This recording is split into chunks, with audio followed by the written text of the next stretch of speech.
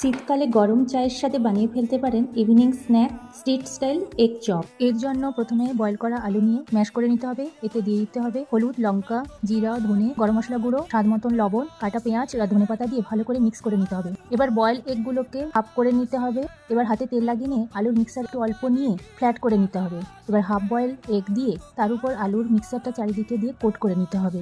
এইভাবে প্রত্যেকটা egg chop বানিয়ে নেওয়ার পরে ব্যাটার বানানোর জন্য প্রথমে বেসন, চালের আটা, হলুদ, লঙ্কা গুঁড়ো, কাশ্মীরি লঙ্কা গুঁড়ো, ধনে গুঁড়ো, জিরে গুঁড়ো আর স্বাদ মতন লবণ আর কালো জিরে আর 1 চামচ আজওয়াইন দিয়ে ভালো করে মিক্স করে নিতে হবে। এবার অল্প জল দিয়ে স্মুথলি ব্যাটার বানিয়ে নিতে হবে।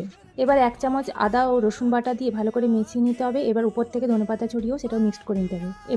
এবার এগ বলগুলোকে ব্যাটারে ডুবো তেলে ডিপ ফ্রাই করে নিতে হবে। গোল্ডেন কালার হলে তুলে নিয়ে হাফ কাট করে নিতে হবে। এবার উপর থেকে চাট মশলা আর চিলি ফ্লেক্স ছড়িয়ে গরমাগরম চায়ের সাথে সার্ভ করুন।